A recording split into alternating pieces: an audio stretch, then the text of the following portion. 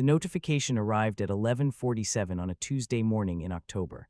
Not a message, not a call, a single line of text from my solicitor's office. Amendment confirmed. Estate documents updated. Beneficiary removed as instructed. I read it twice. Then I put my phone face down on the drafting table, picked up my pencil, and went back to work. The amendment had taken 6 minutes to execute. A phone call, a confirmation, a signature scanned, and emailed from the small office above the garage, where I designed buildings that would still be standing long after every person in this story had turned to dust. 6 minutes. That was all it took to remove Margaret Voss, my mother-in-law, the woman who had spent the better part of 4 years methodically dismantling my marriage, from a will that had quietly assigned her £3.2 million.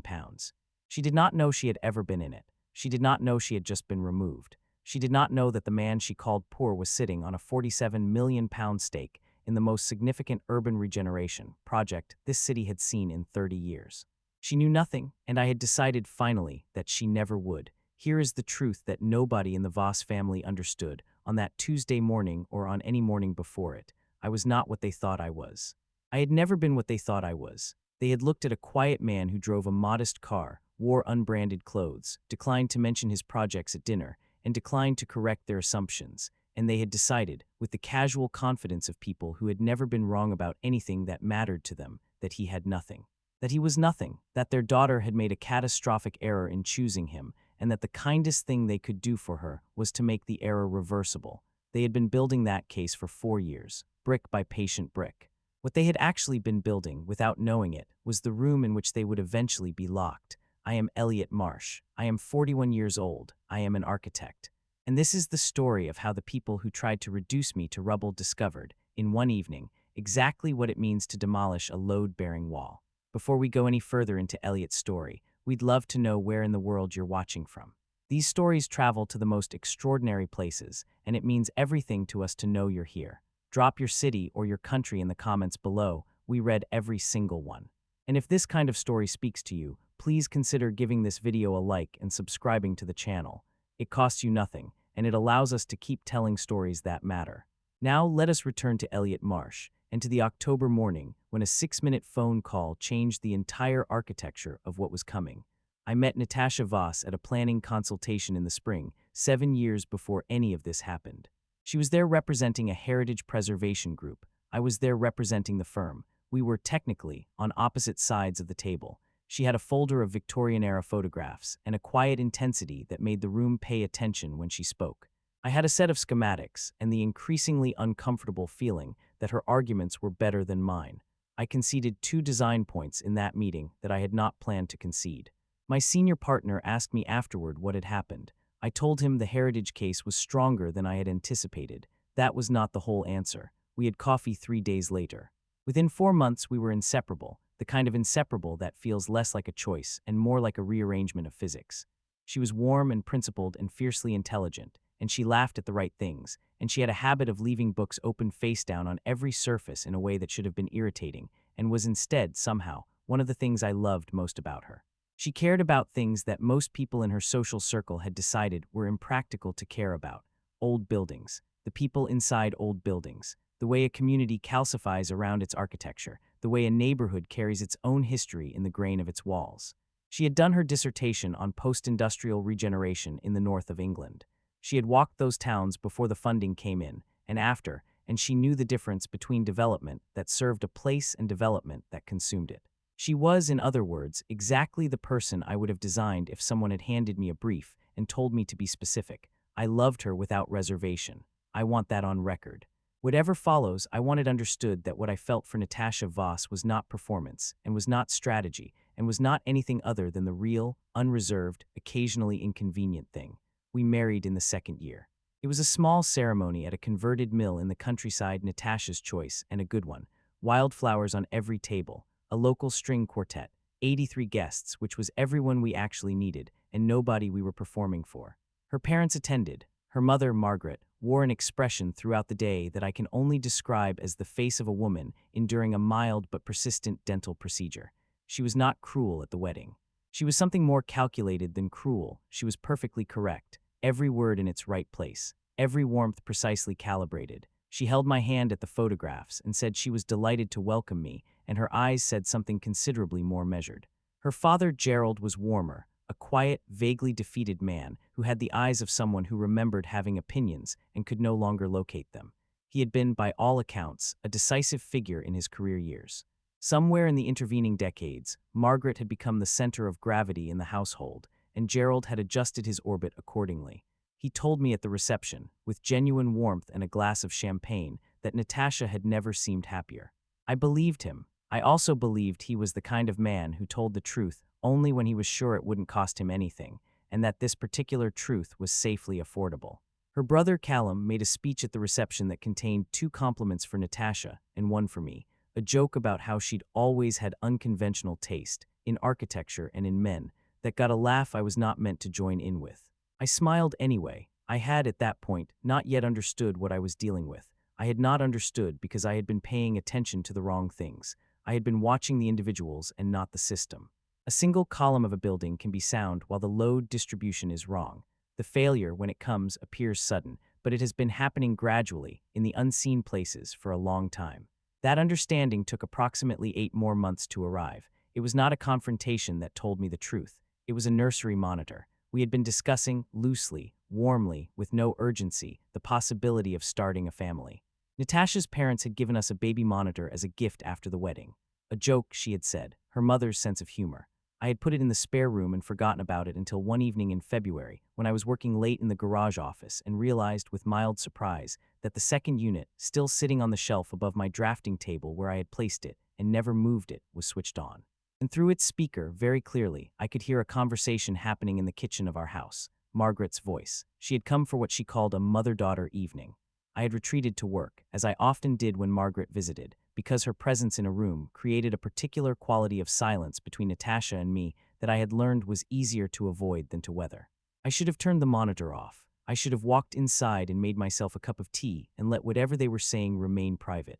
I did not do that.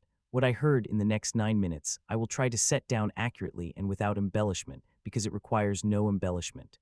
Margaret's voice low and deliberate. I am not saying he is a bad person, Natasha. I am saying he is a limited one. There is a difference. A good man with no ambition and no assets is still a man with no ambition and no assets. You are 34 years old. You do not have time to wait and see. Natasha's reply was too quiet for me to catch. Then Margaret again. A man who sketches buildings for other people will never own one himself.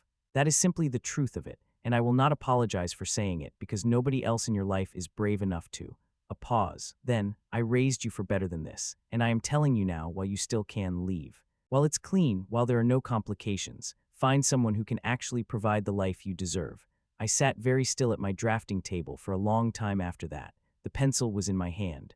The building on my desk, a residential complex commissioned by the Meridian Quarter Development Trust, the project that would eventually resolve at £47 million, the project I had been quietly working on for 3 years, waited patiently in front of me. I did not feel anger, not yet. I felt something that had no clean name, a kind of crystallization. The way water, when it freezes, doesn't change what it is, only what it can do. I put the pencil down. I opened the thin leather notebook I keep on the right-hand corner of my drafting table, and I wrote down, in the neat, precise handwriting of a man who measures things for a living, the exact words I had just heard. Every word, the date. The time, I did not know then that I would fill 17 more pages of that notebook over the following 3 years. I did not know how much I would eventually need those pages. I only knew that some things should be recorded accurately. Margaret's first formal offensive came 3 weeks after the monitor incident, at a Sunday dinner at the Voss family home in Hartfield, a large, expensively furnished house in the kind of suburb that takes its own impressiveness very seriously. Gerald sat at the head of the table and made careful, peripheral conversation about golf. Callum sat across from me and ate as though the meal had personally offended him. Natasha sat beside me and occasionally placed her hand on mine under the table in a way that I had once found tender and was beginning to understand was less affection than apology.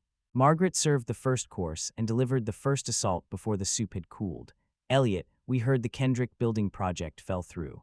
I had not mentioned the Kendrick project to anyone in this family. It had been a mid-range commercial commission that had stalled at the planning stage due to a local council objection.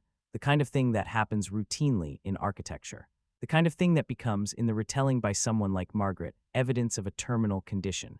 Temporarily on hold, I said, planning stage, these things resolve. Of course, she said, with the smile of a woman who does not believe what she is agreeing with. Gerald had a project stall once, 1989. He pivoted within 3 months, didn't you, Gerald? It was not a question. Gerald confirmed that he had. Callum said without looking up, property's a young man's game, mate. No offense, I was 38 years old. I wrote it down that evening, all of it. The date, the table, the soup that was a little too salty, and the exact sentence about the young man's game. Natasha began taking her mother's calls in the garden. I noticed this in the way you notice something you are determined not to acknowledge, peripherally, with a studied lack of attention that fools nobody, least of all yourself. She would be on the sofa when her phone rang, glance at the screen, and excuse herself with a smile that didn't quite reach her eyes. In June, I came home early from a site visit to find her on the garden bench, her back to the house, speaking in a low, urgent voice. I was close enough to hear her say, "I know, Mum, I know, but it's not that simple." I went inside and made coffee. When she came in 15 minutes later, her face was careful. Composed in that specific way that means considerable effort is being spent on appearing untroubled. "Mum says hello," she said. I said, "Tell her I said the same." We ate dinner in a silence that had texture. I added the garden bench to the notebook, the exact words I had heard, the date. I did not write down what I suspected the full conversation contained because I only write down what I know. Margaret's 65th birthday party was held at the Hartfield Golf and Country Club, a venue chosen, I understood, for its capacity to accommodate people Margaret wanted to impress. There were 47 guests. I counted because I count things. It is what architects do. Margaret had recently joined the board of a local property development charity, which gave her access to a class of people whose conversational openings were, without exception, variations on what they owned, what they had sold, and what they were planning to acquire. I spent the first hour of the party learning a great deal about holiday homes I had not asked about. The defining moment came at the drinks table, where I found myself standing next to a man named Richard Holt, a property developer of the chest-forward variety, the kind who mistakes volume for intelligence. He was a friend of Callum's. He had the energy of someone who had recently been right about something and planned to remain right about it indefinitely. Margaret introduced me. "Elliot is Natasha's husband," she said. "He does architecture, not he is an architect. He does architecture." The distinction was architectural in its precision. Richard Holt looked at me with the frank appraisal of a man examining a piece of furniture for structural defects. "Residential or commercial?" "Both," I said. "Small practice or my own practice?" "Ah," he nodded slowly, performing thoughtfulness. "Good for you. Hard yards at the start, isn't it? Margaret, your son-in-law's got the entrepreneurial spirit." He said entrepreneurial spirit in the tone you use for something mildly charming and fundamentally unserious. Margaret smiled. "We keep hoping it translates into something practical." She moved away to greet someone more worth greeting. Richard Holt and I stood together for 3 more minutes, and then he excused himself, and I stood at the drinks table alone and looked out at the room and felt not humiliation, exactly. Something more architectural than that. The recognition of a structural problem. The understanding that the problem was load-bearing and that the building could not survive it long-term, and that the question was only whether to reinforce or to demolish. I got my notebook out in the car that night before I started the engine. I wrote it all down. He does architecture. The exact words, the exact inflection, as close as language would allow. Christmas at Hartfield was a 3-day event that required the emotional endurance of a professional sportsman and the strategic awareness of a military attaché. By Christmas of the second year, something had shifted in Natasha. I felt it the way you feel a change in the load distribution of a building, not all at once, but in small, persistent movements. A settling, a lean that wasn't there before. She had begun subtly and then less subtly to echo her mother's vocabulary. Practical had become her favorite word. Realistic. Once in a discussion about a property we had been considering buying, she used the phrase, the kind of investment serious people make, and I recognized it, verbatim, from a phone call she'd had with Margaret the previous week. At Christmas dinner, Margaret raised a toast. "To family," she said, glass elevated, eyes moving around the table with the deliberate warmth of a woman who knows exactly where the warmth ends. "To those of us who have worked hard, made sound decisions, and built something lasting. To Gerald, who built this family's foundation. To Callum, who is taking it forward." A pause. "And to all our guests." I was the only guest. Callum caught my eye across the table and raised his glass with a small, satisfied smile. He had, that afternoon, told a story about one of his property transactions that involved a figure of £1.2 million, and he had told it in the way you tell a story, when one of the people listening is the precise audience you most want to impress and most want to diminish simultaneously. Later in the kitchen, while Natasha and Gerald washed up and Margaret supervised, Callum came to stand beside me at the window. "Serious question," he said, quietly enough that only I could hear. "When does the architecture thing start paying? Like, genuinely, because Tash deserves," he gestured vaguely. "You know, more than this." I looked at him for a long moment. "The architecture thing," I said, "is going extremely well." He laughed. It was the laugh of a man who does not believe what he is hearing and does not care if it shows. I excused myself shortly afterward. I sat in the downstairs bathroom for 4 minutes, which is the amount of time a man can spend in a downstairs bathroom at a Christmas party without it becoming a subject of conversation. I took the leather notebook from my inside jacket pocket. I wrote down exactly what Callum had said and exactly what I had answered. Then I put the notebook away, composed my face, and went back in. January is a slow month in architecture. The planning committees are reconvening, the councils are clearing their backlogs, and the building sites are running at reduced pace because the ground is cold and the light is thin. It is a month for design work, for drawing, for the deep internal labor that never looks like much from the outside, but is where the real structures are assembled. Margaret had no understanding of this. I do not say that critically, she simply had no framework for work that was not immediately visible and immediately monetized. Her husband's business had been in commercial property. Her son's business was in commercial property. Wealth in her cosmology announced itself. It wore the watch. It drove the car. It had the club membership. I drove a 6-year-old Volvo. I wore clothes from 3 reliable brands that had no logos. I did not have a club membership, which Margaret had noted on at least 2 occasions that I had written down. In January, she called Natasha and proposed a lunch, a family lunch at a restaurant in the county town. A perfectly civil suggestion that I would not have thought twice about, except that when Natasha mentioned it that evening, she said, "Mum suggested just the 3 of us, actually. She wants to talk to me about some investment thing." "You wouldn't be bored?" I told her of course not. I said to go and have a lovely lunch. After she left on the Wednesday afternoon, I sat in the garage office and I was very quiet for a little while. Investment thing. The language was different. The structure was identical. Margaret had graduated from inclusion with contempt to exclusion, the second stage in a particular kind of campaign, the one where the target is not belittled in company, but simply removed from the company, in which the belittling would otherwise have to be modulated. Natasha came home 3 hours later, and her face had that careful, composed quality again. She said the lunch had been lovely. She said her mother had been asking about a rental property opportunity she thought Natasha might want to consider independently. She said it the way you say things when you are presenting an edited version of an event and hoping the editing is sufficient. I said, "That sounds interesting. Did she have specific figures?" She named a figure. It was the kind of figure, not large but specific, that you produce when you want to give someone a financial toehold that is entirely separate from their partner, a little ring-fenced independence. The architecture of the beginning of a separation, designed to look like ordinary financial prudence. I said, "That sounds worth thinking about." I wrote it down that evening. The date, the figure, the framing, 18 entries in the notebook now. I should not know about the group chat. I know about the group chat because Natasha left her phone on the kitchen counter one Sunday morning while she went to get dressed, and a notification arrived that I did not read deliberately, but that I could not entirely not see, because it was there, and it said what it said. The group was named, and I am writing this down as accurately as I wrote everything else, Voss family. It contained Margaret, Gerald, Callum, and Natasha. It did not contain me. The notification was from Callum. It said, "Heard some intel on the Meridian thing law. Sounds like an absolute shambles from the inside. Maybe now she'll finally listen." I looked at the message for 3 seconds. Then I set the phone face down again and went and made coffee. 3 things were immediately clear. The first was that someone in the Meridian Project's planning or development network had been talking. Loosely, inaccurately, and with the particular inventiveness of someone who had partial information and was filling the gaps with narrative. The project was not a shambles. The project was 3 months ahead of schedule and 40% under the initial contingency budget.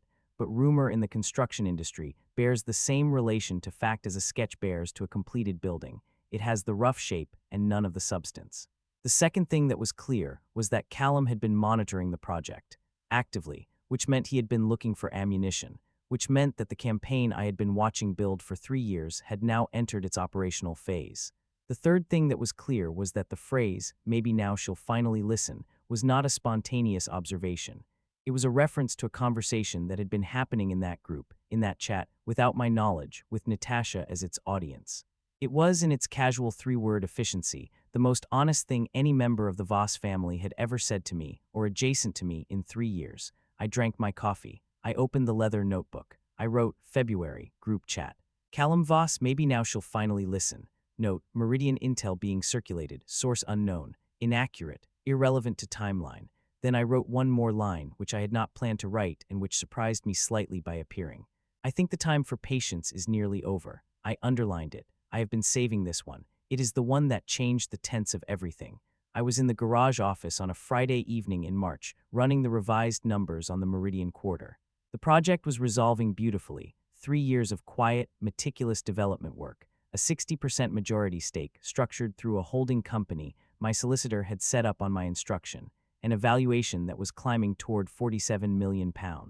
I had told nobody about this, not Natasha, not her family, not my colleagues, most of whom knew me as a moderately successful independent architect with a couple of interesting civic projects on his books. There is a particular quality of silence in a garage office at 9 o'clock on a Friday evening. It is a productive silence, the kind you can build things inside. Natasha was on the phone in the kitchen. Our kitchen is directly above my office. When it is quiet enough and she is animated enough, I can sometimes hear her through the floor. She was animated. I am not going to transcribe the entire conversation. I am only going to write down the parts that mattered. Margaret's voice, she was on speaker, I could tell by the slight echo, was saying, "He is never going to be what you need. A man who hasn't made his fortune by 40 is a man who has already decided what his ceiling is. You are accommodating his ceiling, Natasha, instead of insisting on your own floor." Then, quieter, Natasha's voice, "But I do love him, Mum. And Margaret, love is a reason to stay with someone who is going somewhere. It is not a reason to follow someone who is standing still. You deserve a life, not a project." Then Natasha, and this is the part I wrote down first before any of the others, I know you're right. I need a little more time. I need a little more time." I sat with that sentence for approximately 11 minutes. I did not move. The revised Meridian numbers were on the screen in front of me, the cursor blinking with the patient indifference of a machine that does not understand what just happened. Then I picked up the leather notebook. I wrote down the date, the time, the words, every word. Then I opened a separate page, the last page, the one I had been leaving clean, and I wrote two things. The first was the name of my solicitor. The second was remove MV from estate documentation. All provisions, clean. I called him the following Monday morning. The amendment took 6 minutes. I did not tell Natasha I had made the call. I did not tell Natasha she had been standing in the kitchen 2 floors above a £47 million foundation. I simply picked up my pencil and went back to work. 3 weeks after the amendment, I drove to the Meridian Quarter site. I go there occasionally on Saturday mornings before the construction crews arrive. I park at the perimeter and walk the boundary of what is being built, not to inspect it, not for any professional reason, but because I need to see it. Because there is something in the act of standing next to a real, rising, physical structure, and knowing that it came, in its essential form, from your own mind. There is something in that which no amount of contempt in a well-furnished dining room can touch. The Meridian Quarter is a 200-acre urban regeneration site in the Eastern District, mixed residential and commercial, a new public library, a canal-side park, 360 units of affordable housing, which was the condition I had personally insisted on before I would sign the development agreement, and which was the line item the other stakeholders had pushed back on hardest, and which was still there. The affordable housing condition had taken 6 months to win. The other investors, 2 development funds and a private equity firm, had looked at that line item and seen £30 million of margin they would prefer to recover. They had argued it was economically unviable. They had brought consultants to meetings with slide decks that presented the numbers in the most unfavorable possible configuration. They had been polite about it, the way people with power are polite when they expect to get what they want through patience rather than force. I had been politer.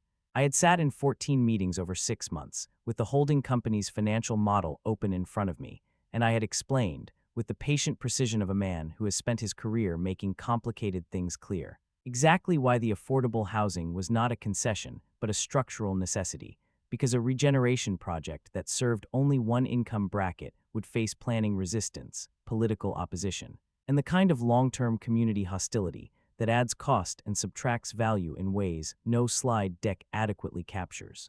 They had eventually agreed, not because I convinced them it was right, because I convinced them it was rational. I am at peace with that distinction. I stood at the boundary fence on that Saturday morning and looked at the steel frames rising in the early light and felt the particular satisfaction of a man who has been very patient for a very long time and whose patience is, at last, about to be repaid. The library's footprint was visible from the fence. I could see the concrete slab, the initial steel, the beginning of the walls that would, in 30 months, hold 60,000 books and 11 computer terminals, and a children's reading corner designed with curved, low walls and wooden floors chosen specifically because they are warm in winter and because a child who is comfortable in a library is a child who will come back to a library. I had drawn those curved walls on the last page of the leather notebook. I took the notebook out of my pocket and opened it to that page. The drawing was still there. Of course it was still there. Buildings don't become less real because the people mocking you have never heard of them. In my jacket pocket was the leather notebook. In the notebook, on 17 pages of neat, precise handwriting, was a complete and accurate record of everything that had been said to me, about me, and in my vicinity for 3 years. I touched the notebook through the fabric of my pocket the way you touch a thing you trust completely. Then I got back in the car and drove home and made Natasha breakfast, and we ate it together at the kitchen table, and she was warm and almost like herself, and I was warm too, because whatever was coming, I was not angry. I was not vindictive, I was simply ready. Arthur Vance has been my solicitor for 11 years. He is 62, precise, and possessed of a dry, unhurried intelligence that I have always found deeply reassuring in a man who manages documents on which a great deal depends. He also, which I value equally, does not waste words. A conversation with Arthur contains exactly the information it needs to contain and nothing extraneous. If there is a problem, he says, there is a problem. If there is not, he says nothing, because the absence of a problem does not require comment. I called him on a Tuesday afternoon in early April, 2 weeks before the event I had decided would be the final one. I need to discuss the estate amendment, I said, and I need to discuss a separate matter, a more immediate one. There was a brief pause that, in Arthur's vocabulary, constitutes significant expressiveness. How immediate? I am planning to be completely transparent with my wife about the full scope of my assets, in the next 3 weeks, in a social context that will involve her family. Another pause. Define social context. The Voss family's annual fundraising dinner, the Hartfield Conservancy Gala, April 23rd. A longer pause. Elliot, Arthur. He exhaled slowly, the measured exhale of a man who has processed 62 years of human behavior and retains, despite the evidence, a professional composure about it. You are going to reveal £47 million in personal assets at a charity gala attended by your mother-in-law, your brother-in-law, and the entirety of the Hartfield social establishment. Not in those exact terms. No, in what terms? I'm going to be accurate, that's all. I'm going to be completely, specifically, and exhaustively accurate. I'm going to need a document prepared, a summary of all holdings, all assets, the meridian quarter structure, the valuation. 1 page, clean, conservative figures only, and you'd like me to attend. I would like you to arrive at 7:15 with 2 copies in a sealed folder. There was a long pause. I could hear in the quality of the silence a man deciding something. Then Arthur said, "Well done, a difficult business, but cleanly architected." I had known he would say something like that. I had known for the same reason I know most things about the people in my life, because I had paid attention, steadily and without agenda, for 11 years. Arthur Vance, when presented with a problem that had been correctly structured, would call it what it was. He would not second-guess the architecture. He would not suggest a less confrontational design. He understood, as all good structural engineers understand, that there are some loads a building must be tested against. And that the test, when it comes, is not the building's failure. It is its proof. The Hartfield Conservancy annual fundraising gala is held every April in the function rooms of the golf club. It is the event Margaret Voss considers the social apex of her year. She is on the organizing committee. She has hosted the same table for 6 years. She arrives 30 minutes early and does not leave until the last glass is collected. It is, in other words, the stage she has built for herself. I had decided, some months previously, that it was the most appropriate venue for what needed to be said. Not out of cruelty, I want to be precise about this, but out of proportionality. The humiliations I had absorbed over 3 years had not happened in private. They had happened at tables and in rooms and in front of witnesses, with varying degrees of deliberateness. What I had to say deserved the same architecture. In the 2 weeks before the gala, I did 4 things. I had Arthur prepare the asset summary, conservative figures, the holding company structure, the meridian valuation at $44.8 million, the most recent confirmed figure, understated by approximately $2 million on the current trajectory. Arthur, who appreciated precision, used the lower number at my instruction. I had my tailor press the charcoal suit I wear when I want to be taken seriously and have no interest in announcing it, not a showpiece. a working garment. The suit of a man who does not dress to impress because he has nothing to prove to anyone in the room. I reread the leather notebook from the first page to the last, 22 entries, 3 years, 4 months, 11 days. I read each one without stopping. I did not read them to refresh anger. The anger had long since done its alchemical work and become something colder and more useful. I read them for structural reasons. To ensure that when the moment came, the record was clear and the sequence was right. That every element I placed on the table had been earned by something they had put in the air of a room they thought I was diminished by. And on the Thursday before the gala, I sat down with Natasha at the kitchen table. "I need to tell you something," I said. "Before Saturday, I need to tell you all of it." She looked at me with an expression I had not seen on her face in some time, attentive, a little frightened, and entirely present. "I know you've been having a difficult time," she started. "Natasha," I stopped her gently. "I'm not unhappy, I'm not in any difficulty. What I need to tell you is the opposite of that." I told her about Meridian, the 3 years. The holding structure, the 47 million. I watched her face make a slow, complex journey across several different emotional territories. Disbelief, recalculation, a particular kind of shame that I had not intended to cause and that I was sorry to see, and beneath it all, very quietly, a kind of relief, as though something she had been told repeatedly about the structural integrity of the floor had turned out to be wrong, and the floor was, in fact, solid. And when she reached the other side of it, what was left in her expression was something I had not seen in a very long time. She looked, I thought, like the woman at the planning consultation, attentive, clear, her mind working without the interference of someone else's conclusions about what she was supposed to be seeing. "Why didn't you tell me?" she asked. "Because I needed to know," I said, "what this was built on before I showed you what I had built." A long silence. "And Saturday," she said quietly. "Saturday is not for you," I said. "Saturday is for accurate record keeping. I thought you should be there, but I also thought you should decide." She was quiet for a very long time. The kitchen was very still. Outside, the light was going.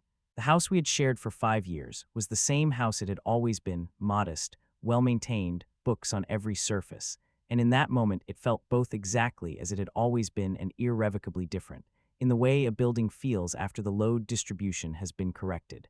The same structure, different weight. Then she said, "I'll be there." We arrived at the Hartfield Golf and Country Club at 7 o'clock on the evening of April 23rd. The room was already 3/4 full. 64 guests. I had counted the place settings when I collected the table plan from the committee 2 days earlier. Tall flower arrangements, white and cream. An open bar in the east corner, already 3 deep with the early arrivals who had learned, over years of attending these things, that the drinks before the speeches are the productive ones. Candlelight and the particular low roar of a roomful of people who are comfortable and know it, the specific sound of a class of society performing, for one another, its own contentment. Margaret was at the center of her table, in a green silk dress, a glass of champagne held at the precise angle that signals relaxed authority. She was performing the version of herself she reserved for this event, gracious, authoritative, and very slightly lit with the pleasure of importance. The committee chair, the organizer, the woman the room orienter around. She saw us enter and her face arranged itself into welcome, and the welcome was warm in the way that things made from components of warmth can appear warm without containing it. Gerald stood beside her, holding a glass of white wine, looking, as always, like a man who has been present at many gatherings and found most of them at least partially unnecessary. When he saw me, something happened in his expression, not quite a wince, not quite an apology, the look of a man who knows that the evening will contain something he has no power over and has made his peace with it. Callum was at the bar. He had already had 2 drinks. I could tell by the angle of his posture and the way he was speaking too directly into his companion's face, leaning slightly forward in the manner of a man for whom the world has begun to lose a small amount of its edges. He was wearing a new suit, navy, well cut, the kind of suit you buy when you have recently felt that the suit you own is not quite sufficient for the room you want to be seen in. He was also wearing the watch he had mentioned buying at Christmas, £4,200. He had mentioned the price twice and the brand once, which is the precise calibration of a man who wants credit for the number but considers the brand reference excessive. He saw me and raised his glass, not warmly, the raise of a man acknowledging a fixture that has remained in place despite his preference for it not to be. "Elliot," he came over. The handshake was the firm, competitive variety, that specific grip that is not about greeting but about establishing, in the 3 seconds of contact, the terms of the evening. "Good of you to come." "Tash, you look wonderful." He said nothing else to me. This too I noted. We took our seats. I placed the leather notebook in my inside breast pocket. I straightened my cuffs. I ordered water because I had work to do and I needed the particular clarity that comes from choosing to be entirely present in a room without the softening of alcohol. I looked at the room. I looked at the people in it. I thought about the 44.8 million pounds represented on a single sheet of paper in Arthur's folder. I thought about the library's curved walls and wooden floors. I thought about the notebook in my pocket and the 22 entries in neat, precise handwriting that no one at this table had ever expected to be read back to them. At 7:15 exactly, I saw Arthur Vance enter from the far side of the room. He was wearing a dark blue suit and the expression of a man arriving at a meeting for which he has been thoroughly prepared. He carried a slim document folder under his arm. He made eye contact with me across the room, inclined his head by approximately 5 degrees, and moved to the bar. I set down my water glass. The machinery had begun. The trouble, if you can call it that, began with the toast. It was a tradition of this dinner, a tradition Margaret had established herself, that the family tables gave a short address partway through the evening, a statement of charitable intent, of community spirit, of the values the family wished to embody publicly. Gerald typically delivered it. He was not a confident speaker, which was, I suspected, precisely why Margaret had assigned him the role. It kept the speech humble enough to be palatable while making her the obvious authority by contrast. This year, however, Callum stood up. He had clearly rehearsed it. He spoke about the family's history in the county, their business interests, their philanthropic commitments. He mentioned Gerald's career. He mentioned his own property portfolio. A figure of $7 million in assets under management was delivered with the careful casualness of a man who has practiced the casualness. He mentioned Natasha, warmly, with genuine affection. He did not mention me. Then he raised his glass to the Voss family, to what we've built, to what we're building, and to knowing the difference between a solid foundation and one that needs attention. He was looking at me when he said the last line. Not obviously, not in a way that anyone else at the table would clock as deliberate, but his eyes were on me for the fraction of a second that the line required, and then moved away. The table applauded. I did not applaud. I reached inside my jacket pocket and removed the leather notebook. I placed it on the table. Margaret looked at it with the mild curiosity you give an object you don't understand the significance of. Natasha looked at it and then looked at me and was very still. Elliot, Margaret said, it was not quite a question. I'd like to say something, I said, if that's permitted. Margaret's expression went through a very quick recalibration, surprise, calculation, the decision that whatever I said could be managed, and resolved into gracious permission. Of course, I did not stand up. I remained seated throughout what follows, which I mention because it matters. Standing is a power move. I didn't need one. I opened the notebook to the first page.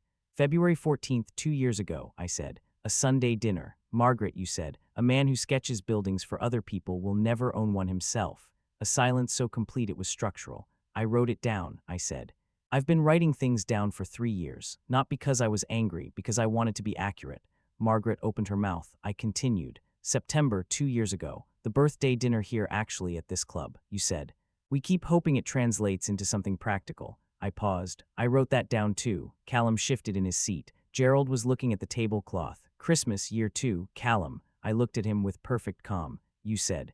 When does the architecture thing start paying, like, genuinely? You said, and I want to quote this precisely. Tash deserves more than this. I didn't, he started. You did. The 14th of December, the kitchen window. You were wearing a blue shirt. He stopped. I closed the notebook and placed it flat on the table in front of me. I have been patient, I said, because I wanted to understand the structure of what I was dealing with. You had decided what I was. You were wrong. And I think it's important that you understand how wrong, because I've been sitting in these rooms for 3 years and I have found, gradually and completely, that the wrongness is not minor. I looked at Arthur Vance. He set his water glass down and walked to the table with the unhurried confidence of a man who has executed difficult things before. He placed the sealed folder in front of me and returned to his chair. I opened the folder. I removed the single page, 4.8 by 3.5 inches of precise figures, and placed it in the center of the table. The Meridian Quarter Development Trust, I said. Eastern District Regeneration Project. 200 acres, mixed residential and commercial, with 360 units of affordable housing. Construction began 14 months ago. Current valuation, £44.8 million. I hold a 60% majority stake through a holding company I established 9 years ago. The silence had a different quality now, not the silence of shock, the silence of recalculation. The silence of people doing arithmetic they had not expected to have to do. 26.8 million, I said, is my current personal share of that valuation.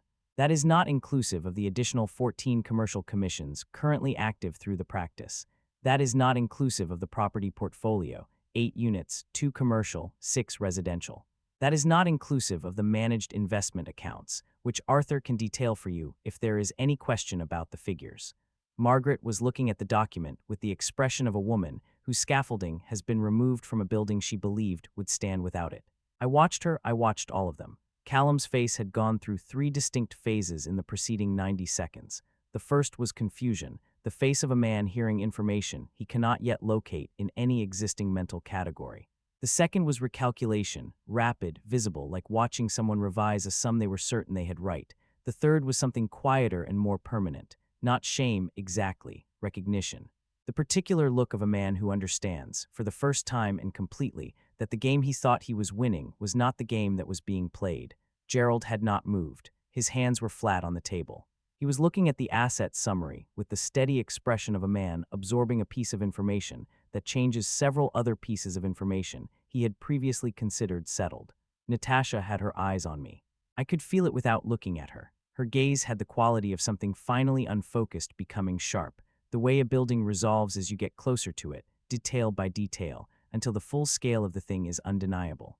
I am not telling you this, I continued, to impress you. I am telling you because there has been, in this family for 3 years, a settled narrative about what I am and what I am worth. I am correcting the record.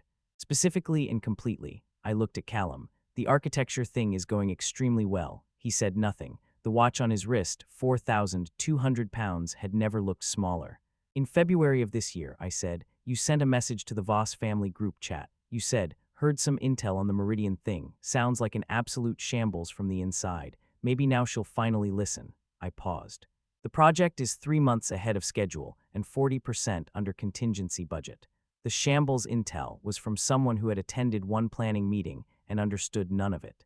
I wanted you to have the accurate version. His jaw tightened. Nothing else moved. I looked at Gerald. I have a great deal of respect for you. I meant it. I still mean it. Then I looked at Margaret. I gave it a moment. You told my wife in March of last year that I was a man who had decided what his ceiling was. I paused. You told her I was a project she should stop waiting on.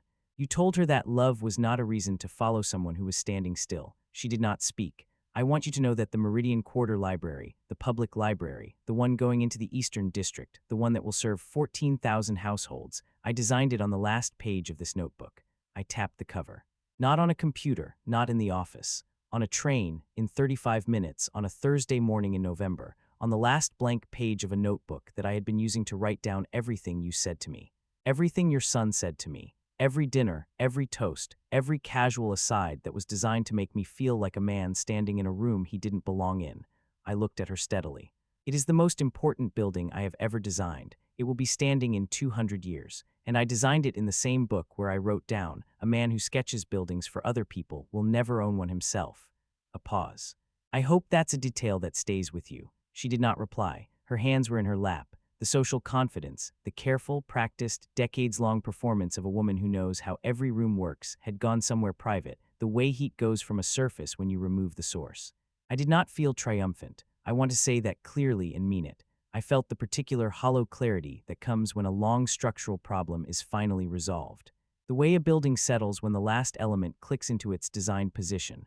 Not joy, not vindication, something quieter and more architectural than either of those things. The absence, finally, of tension.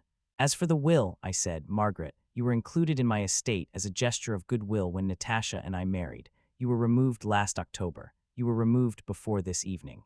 You were removed, in fact, before you told my wife to leave me, so the removal was not punitive. It was simply accurate. I picked up my water glass. I want to thank you all for a lovely dinner. I drank. The Meridian Quarter story broke in the regional property press 6 days after the gala. Not because I released it. Arthur had handled the discretion side meticulously, but because a planning board member who had attended a public consultation mentioned the name Elliot Marsh in the same breath as the project. And from there, it traveled the way things travel when they are already remarkable and simply waiting for the right moment. By the second week, it had reached the national architecture journals. By the third week, the firm had received 4 unsolicited commission inquiries from organizations I will not name here, but whose logos appear on buildings you have walked past. Margaret Voss resigned from the Hartfield Conservancy Gala Committee 6 days after the dinner. The committee, I was told by someone who was not trying to tell me, had raised certain questions about the accuracy of the family's stated charitable contributions. The questions were not severe, but they were uncomfortable, and Margaret does not do uncomfortable in public. Gerald, to his credit, called me on the phone 11 days later. He spoke for approximately 3 minutes. He said, "I want you to know that I am sorry for the environment in which my wife placed you. I don't have more words than that. I'm sorry." I told him I appreciated it. I meant that too. Callum's £7 million property portfolio turned out to be encumbered by a development finance arrangement that, when the regional market softened in June, required a restructure. He did not lose everything. But he lost, as one of his former associates was quoted as saying in a trade publication, his unearned certainty. I thought that was accurate. The watch sold on a second-hand platform in August. I noticed it only because someone sent me the listing without comment. I did not reply. As for Margaret herself, she did not lose her house. She did not lose her position in the county, not entirely. What she lost was the specific confidence of a woman who has been certain she is right about something for a very long time, and then discovers the thing she was certain about has been quietly wrong in every material particular. She lost the will, of course, £3.2 million that she had never known about and therefore could not grieve in any conventional sense, but which, in its absence, marked the precise scale of a cost she had incurred without realizing she was being charged. $3.2 million. That was what it had cost to call her son-in-law a man who sketches buildings for other people. $3.2 million for a Christmas toast that excluded the only person at the table who knew what he was building. $3.2 million for 9 minutes of advice given in a kitchen above a garage office, into a baby monitor she did not know was on. The irony is not lost on me that she never knew she had been included in the first place. The $3.2 million was invisible to her, and so when it was removed, there was nothing as concrete as loss to attach the regret to. There was only the gradual, private understanding that she had been very wrong, at considerable cost, and that the cost was not payable in any currency she currently held. She does not speak about Elliot Marsh in the social circles I am told she still frequents. That, I think, is consequence enough. Natasha and I separated legally in May. It was not a hostile separation. It was quiet and careful, and in its way, honest, the first thoroughly honest transaction we had completed together in 3 years. We divided things fairly. We did not argue about the money. She asked for nothing from the Meridian stake, and I did not offer it, because she did not ask, and because the foundation of whatever we might have been able to rebuild had already been inspected and found to need more work than either of us had the materials for. I think about her sometimes with a warmth that is clean, without the residue of the bad years, the careful years, the years of standing in rooms where her family looked at me and saw nothing. The Natasha I think about is the one from the planning consultation, with her folder of Victorian-era photographs and her quiet intensity, the one who cared about things. She took a position with a heritage conservation trust in the north.